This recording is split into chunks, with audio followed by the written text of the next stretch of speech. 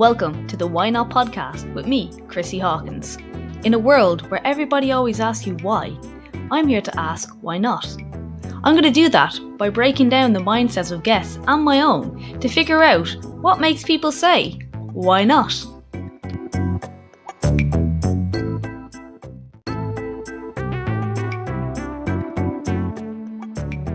Okay, good evening, good afternoon, good night, wherever you are, wherever, whenever you are listening to this podcast. Today's episode, I'm talking all about why you can't reach your goal. And I talk really a lot about how consistency or different things that we are expecting doesn't really work, and you don't give yourself enough time to actually get the results. And yeah, so you know what? I'm going to let you guys either sit back and relax and walk and listen, and the podcast will explain itself. So I hope you enjoy this week's episode on why I can't get to my goal, or why can't I get to the weight I want. Which way am I going to call it? Hello. Welcome back to Why Not. So today I'm going to talk about the reason you can't get your goal, if that's a fat loss goal, or it generally is.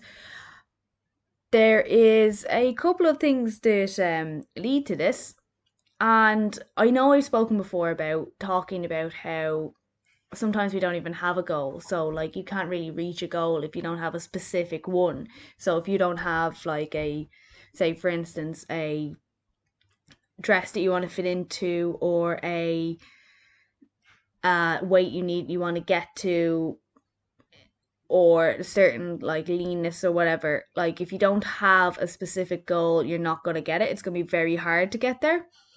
But the other thing that we really lack when it comes to things like this is consistency. And consistency is really going to be the difference between whether or not you get where you want to be. So I know we've all been there. We decide we want to lose weight, we go all gung-ho, we sign up for the program, we go on a diet, we go hell for leather, and then at the end of the week or the end of the month, January is a really good time to take it. By basically everyone joins the gym in January. They expect to go 5-6 days a week and not eat, and then by the end of January they've all dropped off because they're bollocksed and they're hungry and they're fed up with a boring diet where they can't have any fun. And January is miserable enough, so why would they want to continue that into February? Now, how many people do this all the time? You normally see another influx again coming up to summer, because summer holidays, September is like second January in the gyms. You see it all again, everyone's back. Part of that's due, like, over summer we don't have the kids, we have to look after them, and then when it comes back to winter, they're all back in school and there's more of a routine. But it's not always just that. It's like, one of the real things I notice is like, you want this to happen so quickly, and you want it to happen like, yesterday if possible. You feel like you should get that in 4 weeks. You do a 4-week transformation and you should be golden. And when you don't get that in 4 weeks, you stop, which is a little bit ridiculous when you think about it, because if you are carrying extra body fat, it didn't come on in 4 weeks. It came on over time, or 10-day drop a dress size. It's not very plausible. You can drop a dress size maybe in 4 to 6 weeks, but like, these things we see in the media is never going to happen, and not healthy and sustainably anyway. You'll probably have the dress size back on in 2 weeks. But another thing that we really seem to do is we confuse fat and weight as one thing. So I have literally had clients being like, oh my god, I gained half a pound since yesterday, or what happens if I don't lose this way? I can't eat rice because I gained weight from eating rice. That was a conversation I had with someone before. And the thing is, your weight will fluctuate through the day. I'm sure you've heard this before, and yet you're standing on the scales and feeling shit when your weight goes up. But actually, someone I follow, Ben Carpenter, did a thing the other day, and he literally weighed himself first thing in the morning, weighed himself after he went to the toilet, and weighed himself after drinking a litre or two of water or something. He drank a lot of water in the time, and he fluctuated by 3 pounds each time. So this shows you like how quickly your weight fluctuates, and that's over the course of 20 minutes, I'd say, recording in the morning. Now think about that, like you wake up in the morning, obviously, well, you're going to weigh your least, unless you need to go to the toilet. After you go to the toilet, you will weigh your least, and then you're going to have food, and food has weight and mass, and that's now going to go into your stomach, and that's going to add to your weight.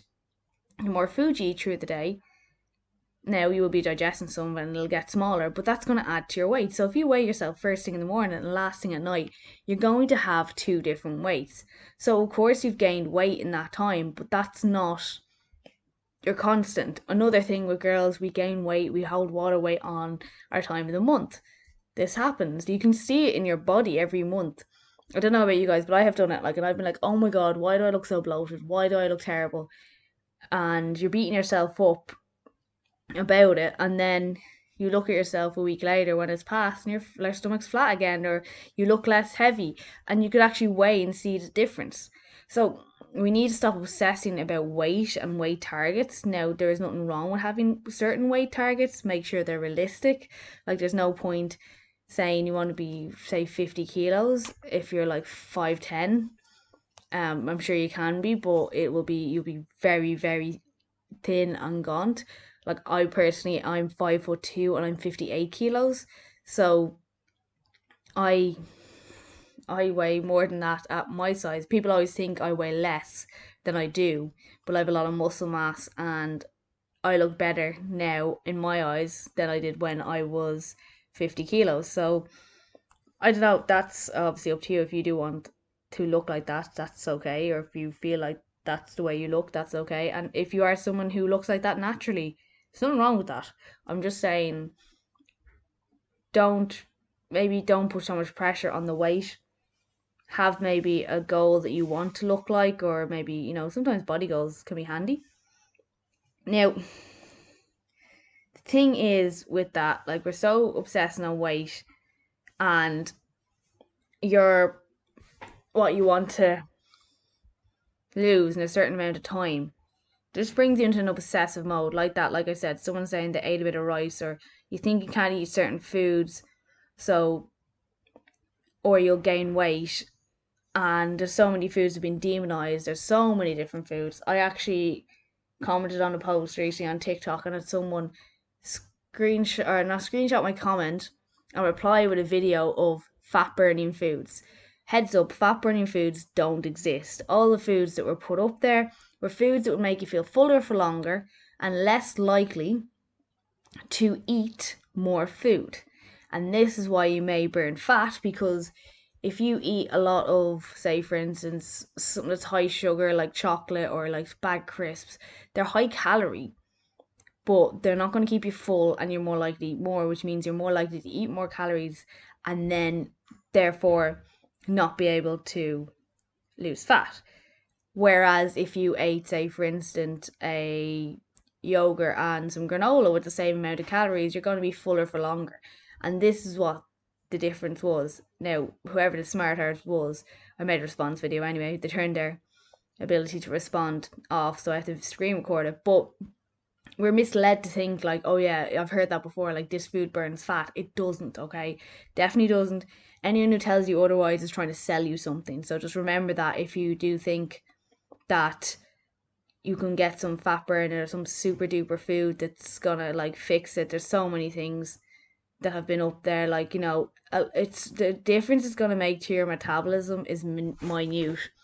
Like, focusing on these little things, like what you can do to speed up fat burning, when really all you could do a lot more by getting a bit more active and going for a few walks and upping your steps. Like, that's going to do more than a caffeine pill or a super detox juice thing that gives you the shits for 3 days.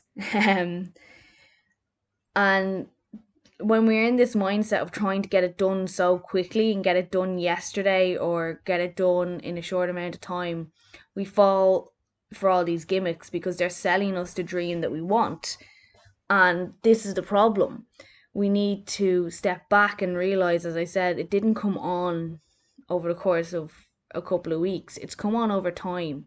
It could be months. So the best way to do it and keep it off is to take a couple of months to do it. Now, you may not want to hear that because, I don't know, there's something coming up, but would you rather do it now and take the time rather than rebound and end up in the same issue?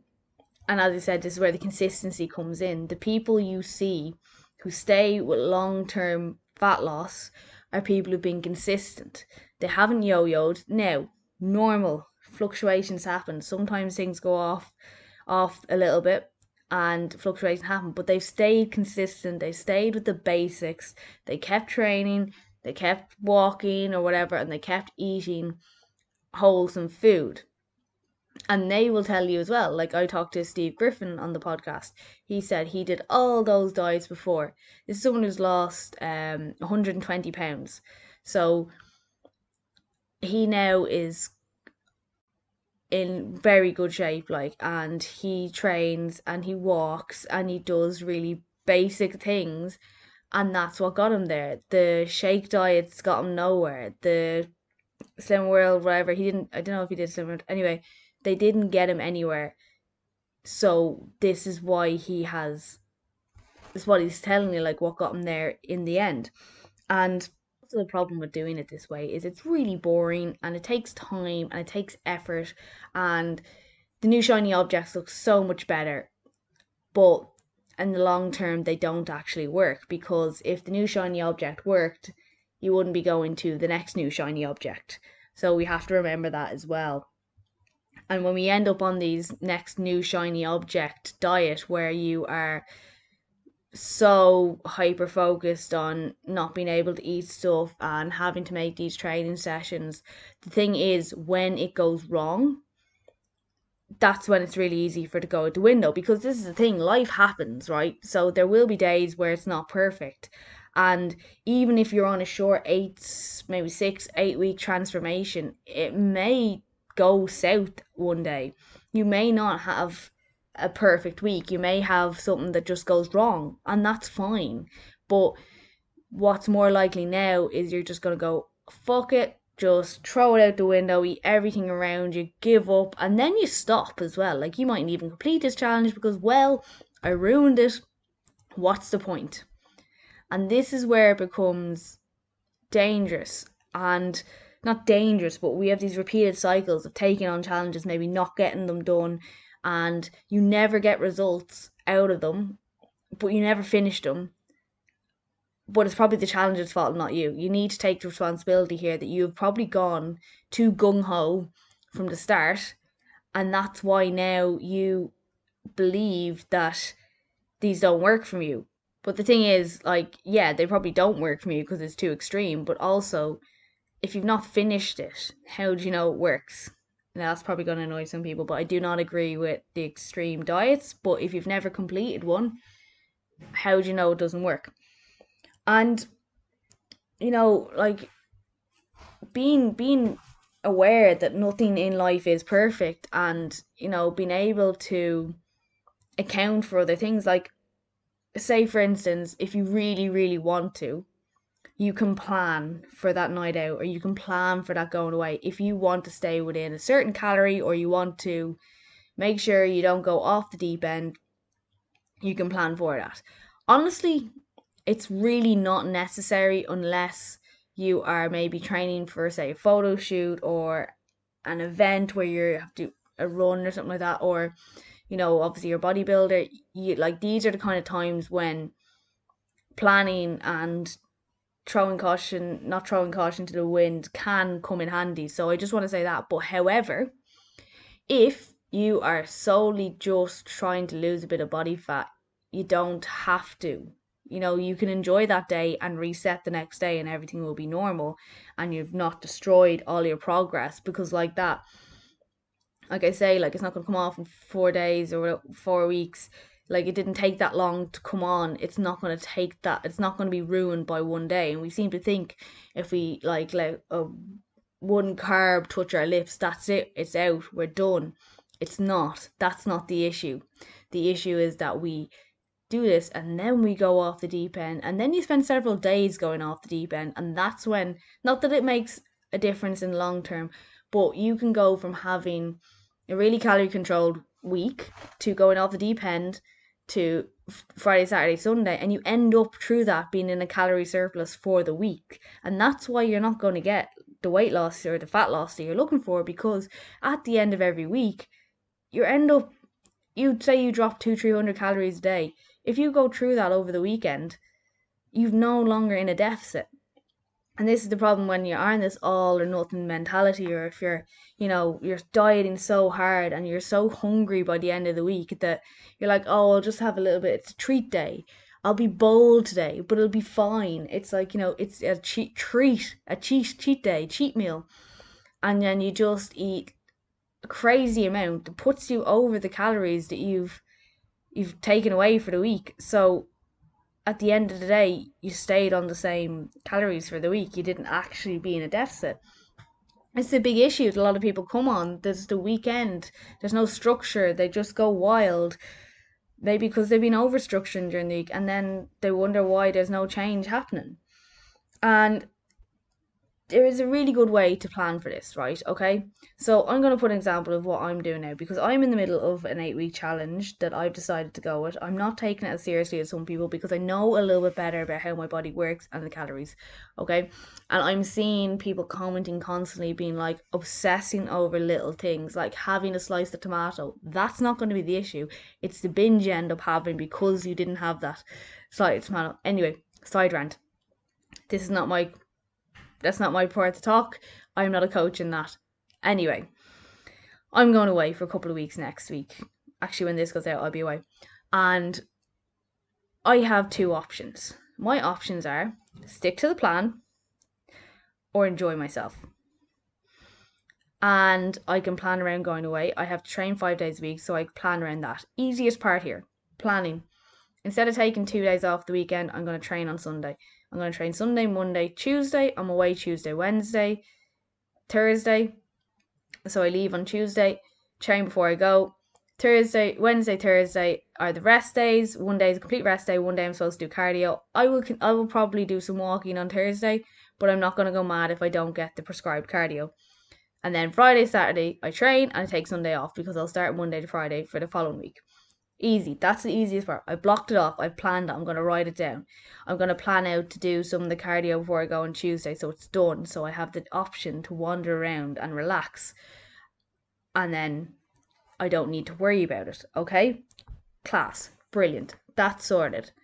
I have a plan. I have it written down. Now, when it comes to food, I'm not supposed to be drinking on this challenge. Well, I'm on holidays. I'm going to enjoy it.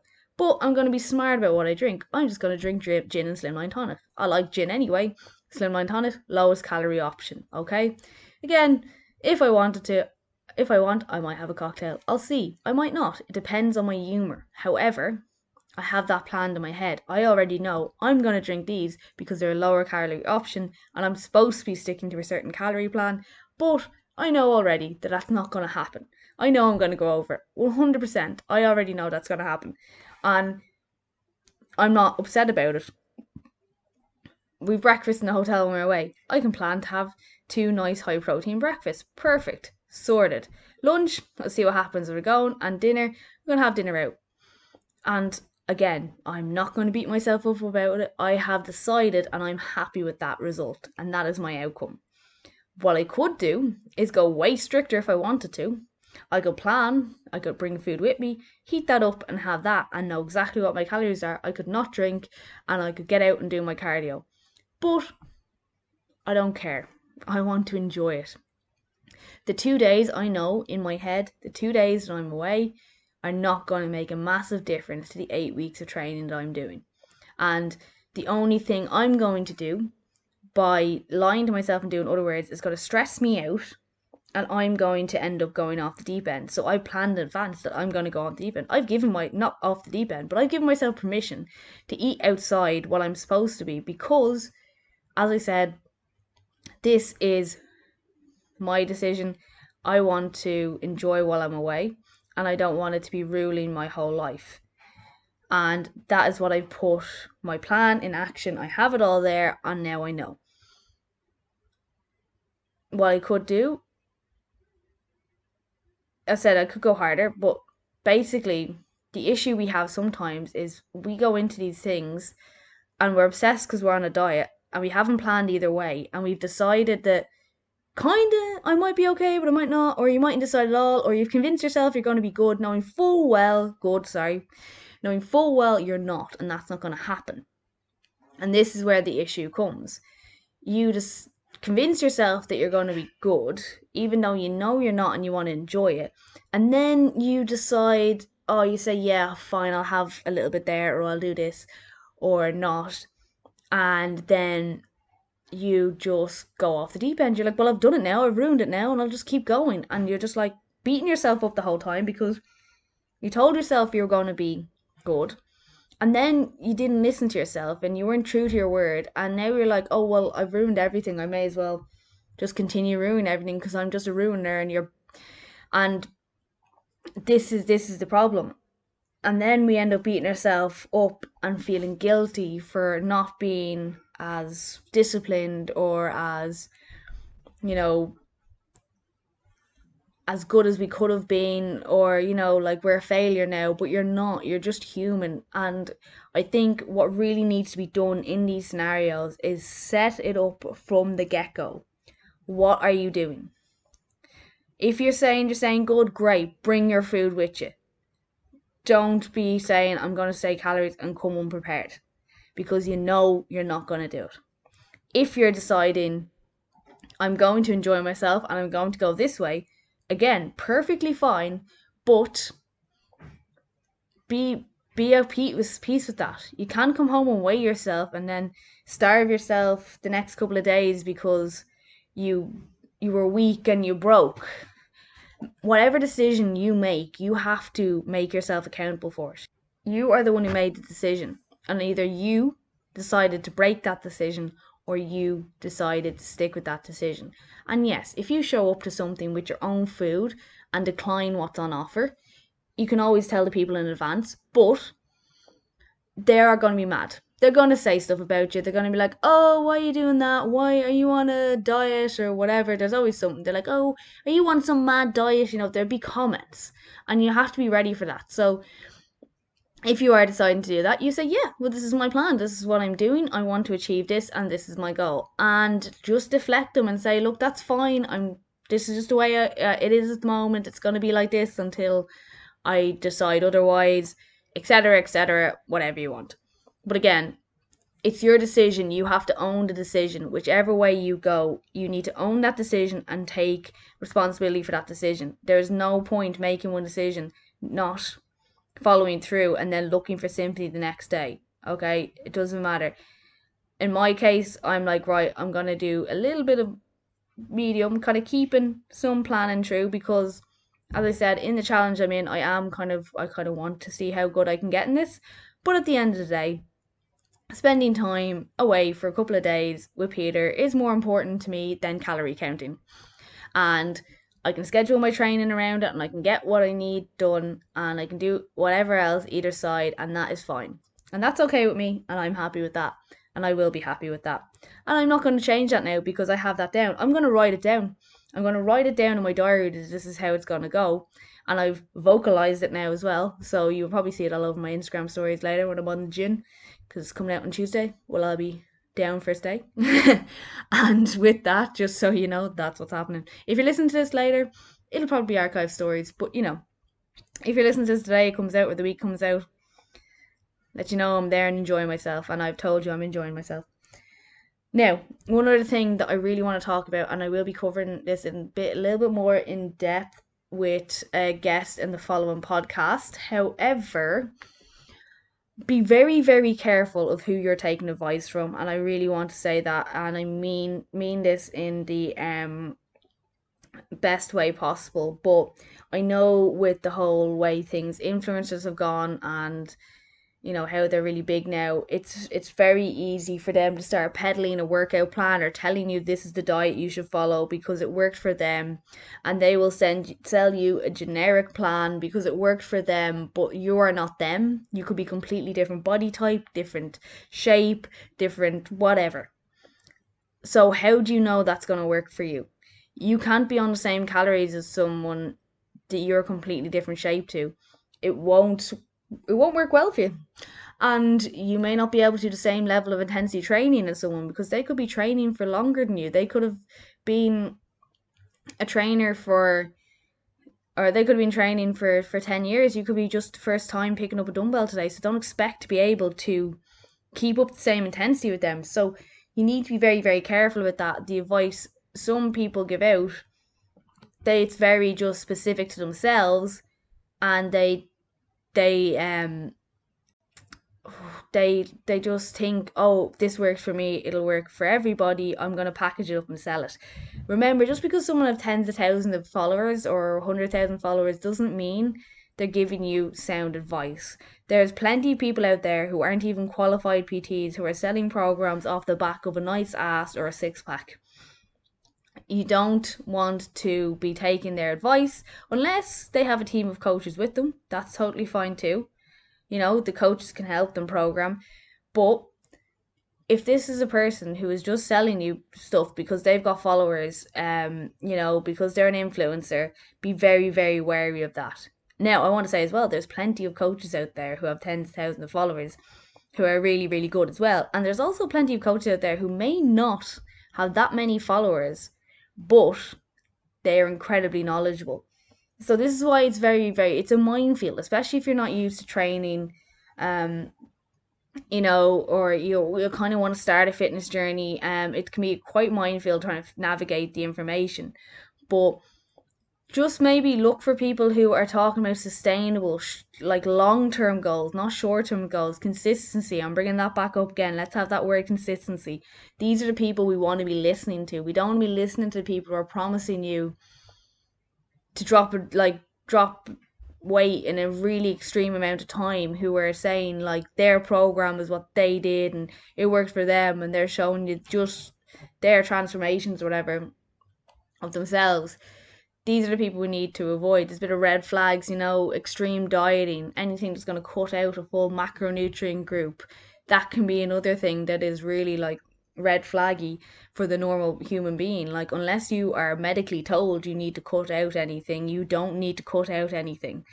This is the thing. There's a lot of extreme things where people are saying like you can't eat this, you can't eat that, and if they're telling you can't eat something, and unless you have a diagnosed reason, I see it probably a red flag that you don't need to listen to them.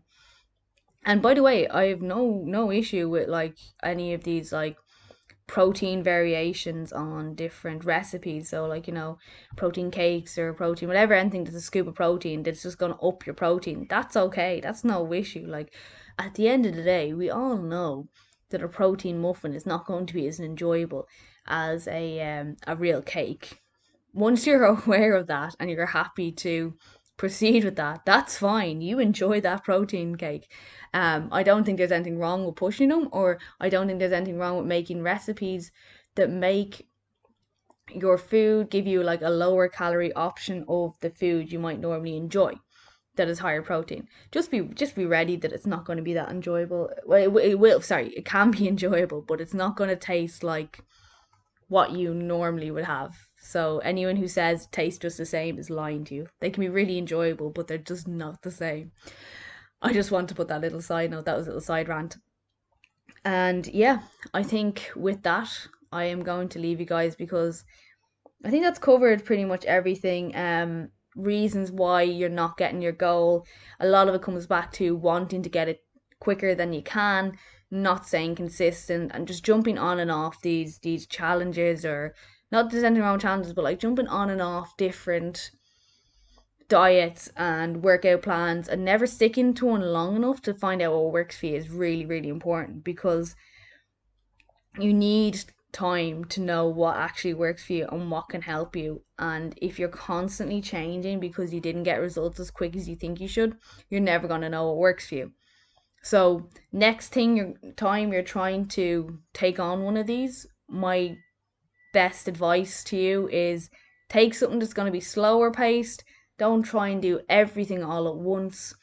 Try not to do it in January. There's no reason you can't start now. Don't write everything off till Christmas. You can start making changes before Christmas, and even then, through Christmas, you can enjoy the time, the craziness, the wildness, and it won't ruin everything that you've been doing since now. And then January, you already have a foundation before you step back into maybe training or, whatever else, your nutrition elements and stuff. And you're not going with the gung ho January brigade. Now, they're going to be a nightmare because they're going to have the whole place full and you won't be able to get anything done, but they'll be gone by February. They always are. The goal here is not be that January person, be that person who stays the whole way through the year and enjoys what they're doing and isn't miserable. So that's it, my little power talk. Thanks everyone who listens to this again. Please do hit me up if you have any questions, any topics you want me to cover. Anyone who would like to come on the podcast, feel free to give me a message as well.